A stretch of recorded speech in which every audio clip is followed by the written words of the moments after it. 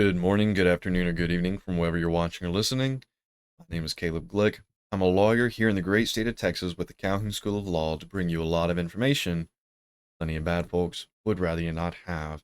Today we'll be providing another installation into our Anti-Federalist Papers series going on number 21. So if you haven't gone back and watched 1 through 20, I would highly encourage you to do so. They're not as long as the Federalist Papers, so that plays greatly to your benefit. But they are a great, very advantageous source of information whenever you go about trying to understand the U.S. Constitution, that whenever you compare them and contrast them with the Federalist Papers, will provide you a very well-rounded, very beneficial understanding of the U.S. Constitution, and understanding the U.S. Constitution is absolutely necessary if you plan to combat any sort of lawfare waged against you, your loved ones, or your hard-earned property.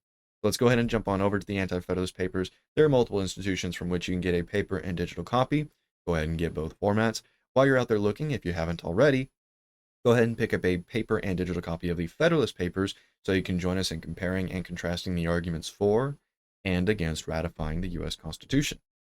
Excellent. So number 21, Anti-Federalist Papers, is titled Why the Articles Failed. The Articles of the Confederation is what it's referring to.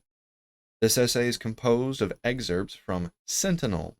Most of them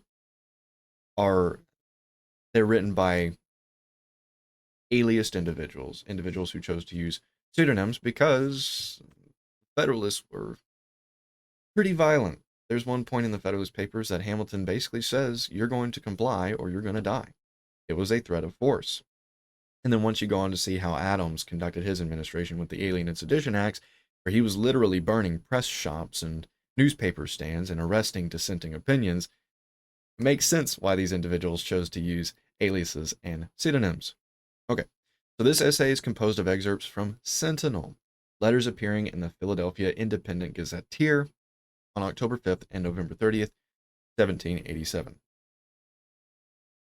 That the present Confederation, the one formed under the Articles of the Confederation, is inadequate to the objects of the Union seems to be universally allowed. The only question is, what additional powers are wanting to give due energy to the federal government? That's an excellent question. Go ahead and highlight that. What about the Articles of the Confederation is wanting? What is it lacking? We should, however, be careful in forming our opinion on this subject, not to impute the temporary and extraordinary difficulties that have hitherto impeded the execution of the Confederation defects in the system itself. Don't be rash. The problems we're experiencing now we can resolve without completely reforming and terraforming our standing government. For years past, the harpies of power have been industriously inculcating the idea that all difficulties proceed from the impotency of Congress, and have at length succeeded to give to this sentiment almost universal currency, belief.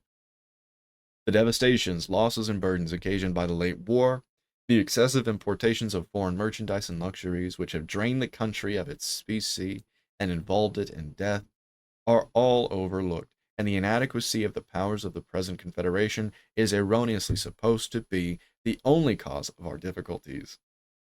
Hence, persons of every description are reveling in the anticipation of the halcyon days consequent on the establishment of the new Constitution. What gross deception and fatal delusion! Go ahead and highlight that. A great exclamation. Although very considerable benefit might be derived from strengthening the hands of Congress, so as to enable them to regulate commerce and counteract the adverse restrictions of other nations, which would meet with the concurrence of all persons, yet this benefit is accompanied in the new Constitution with the scourge of despotic power. Go ahead and highlight that. Your highlighters will probably run out of ink with how often we highlight portions of text in the Anti-Federalist Papers, because as you read through them, you're going to see stark similarities that really turn your stomach. These people knew before the U.S. Constitution was even implemented the downfalls and the inevitable despotic government that it would bring about. But the other founders did not heed the warning. The sad part is they won the argument. There weren't enough votes to ratify the U.S. Constitution. The Anti-Federalists won the argument. Federalists just didn't care. And then Adams' administration made absolutely clear the extent to which the Federalists were willing to go in order to make sure their system stood long and tall. Okay. Taxation, everybody's favorite subject. Taxation is in every government a very delicate and difficult subject. Hence, it has been the policy of all wise statesmen, as far as circumstances permitted, to lead the people by small beginnings and almost imperceptible degrees into the habits of taxation. Where the contrary conduct has been pursued, it has ever failed of full success, not unfrequently proving the ruin of the projectors. The imposing of a burdensome tax, at once on a people without the usual gradations is the severest test that any government can be put to. Despotism itself has often proved unequal to the attempt. Under this conviction, let us take a review of our situation before and since the Revolution. From the first settlement of this country until the commencement of the late war, the taxes were so light and trivial as to be scarcely felt by the people. When we engaged in the expensive contest with Great Britain, the Congress, sensible of the difficulty of levying the moneys necessary to its support by direct taxation, had recourse to an anticipation of the public resources by emitting bills of credit, and thus postponed the necessity of taxation for several years. This means was pursued to a most ruinous length. But about the year 80 or 81, 1780-1781, it was wholly exhausted. The bills of credit had suffered such a depreciation from the excessive quantities in circulation that they ceased to be useful as a medium. The country at this period was very much impoverished and exhausted. Commerce had been suspended for near 6 years. The husbandman, for want of a market, limited his crops to his own subsistence. Doesn't that sound familiar? The frequent calls of the militia and long continuance in actual service, the devastations of the enemy, the subsistence of our own armies, the evils of the depreciation of the paper money, which fell chiefly upon the patriotic and virtuous part of the community, had all concurred to produce great distress throughout America. In this situation of affairs, we still had the same powerful enemy to contend with, who had even more numerous and better appointed armies in the field than at any former time. Our allies were applied to in this exigency, but the pecuniary assistance that we could procure from them was soon exhausted. The only resource now remaining was to obtain by direct taxation the moneys necessary for our defense. The history of mankind does not furnish a similar instance of an attempt to levy such enormous taxes at once, nor of a people so wholly unprepared and uninured to them. The lamp of sacred liberty must indeed have been burned with unsullied luster. Wow. Every sordid principle of the mind must have been then extinct, when the people not only submitted to the grievous impositions, but cheerfully exerted themselves to comply with the calls of their country. Wow. That's pretty strong. Their abilities, however, were not equal to furnish the necessary sums. Indeed, the requisition of the year 1782 amounted to the whole income of their farms and other property, including the means of their subsistence. Perhaps the strained exertions of 2 years would not have sufficed to the discharge of this requisition. How then can we impute the difficulties of the people to a due compliance with the requisitions of Congress, to a defect in the Confederation? Any government, however energetic in similar circumstances, would have experienced the same fate. Very important. Go ahead and highlight that. The blame is not on the Articles of the Confederation. It's bad legislators, ineffective legislators, not the rules. The rules are just fine. It's the legislators that need to be changed. If we review the proceedings of the states, we shall find that they gave every sanction and authority to the requisitions of Congress that their laws could confer, that they attempted to collect the sums called for in the same manner as is proposed to be done in future by the general government instead of the state legislatures. That's a very important part. The wheels of the general government having been thus clogged, and the arrearages of taxes still accumulated, it may be asked, what prospect is there of the government resuming its proper tone unless more compulsory powers are granted? Fair question. To this it may be answered that the produce of imposts on commerce, which all agree to vest in Congress, together with the immense tracts of land at their disposal, will rapidly lessen and eventually discharge the present encumbrances when this takes place. But encumbrances, When this takes place, the mode by requisition will be found perfectly adequate to the extraordinary exigencies of the Union. Congress have lately sold land to the amount of $8 million, which is a considerable portion of the whole debt.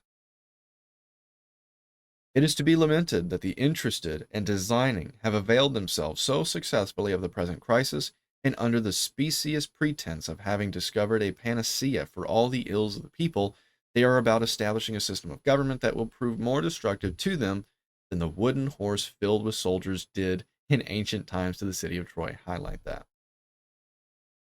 This new government is a Trojan horse. He could not have been more correct. What sounds like freedom is actually tyranny, enslavement. This horse was introduced by their hostile enemy, the Grecians, by a prostitution, the sacred rites of their religion. In like manner, my fellow citizens are aspiring despots among yourselves, prostituting the name of a Washington to cloak their designs upon your liberties. Holy cow. Just go ahead and highlight that whole paragraph. What an excellent simile. What an excellent comparison.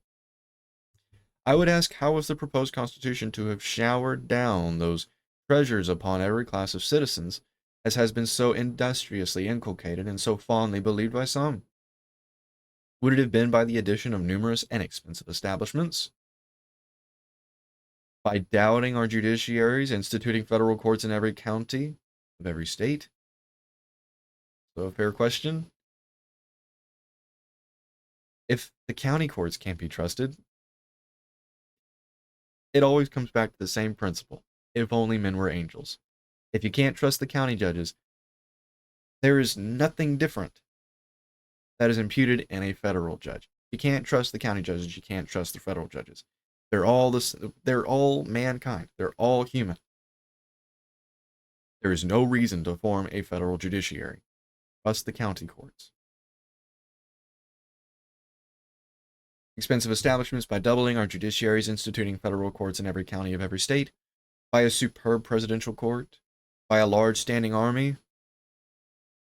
In short, by putting it in the power of the future government to levy money at pleasure, and placing this government so independent of the people as to enable the administration to gratify every corrupt passion of the mind, to riot on your spoils without check or control. A transfer to Congress of the power of imposing imposts on commerce, the unlimited regulation of trade, and to make treaties, I believe is all that is wanting to render America as prosperous as it is in the power of any form of government to render her. This, properly understood, would meet the views of all the honest and well-meaning. And remember, Hamilton said in his papers, oh, how silly to think that this is true. Unlimited regulation of trade? Pfft, no. That's being dishonest. That's being disingenuous. Well, when was it? I think it was a 1920s, 1930s case where the U.S. Supreme Court said, yep, Congress can regulate all trade, any and all trade. If you're I think it was an elevator manufacturer. If you're an elevator manufacturer and you sell to a hotel, you manufacture in Nebraska and you sell to a hotel in South Carolina, we have total control over that. Better yet, if there's a road, or if there's here's a really absurd example, but it's applying the same logic. If you have a building and it's built right down the split of state borders, you have a staircase, and a transaction takes place where the citizen of one state walks up the staircase and is now in the jurisdiction of a different state, and a transaction takes place, SCOTUS has control over that. What did Hamilton say to that? What did Hamilton say to these questions here? To this dissent here? That's preposterous. That's silly. The Supreme Court's going to be independent. It's going to be the most virtuous among us. They would never make such a silly proclamation. Yeah. Sure. Okay. What gave birth to the late Continental Convention?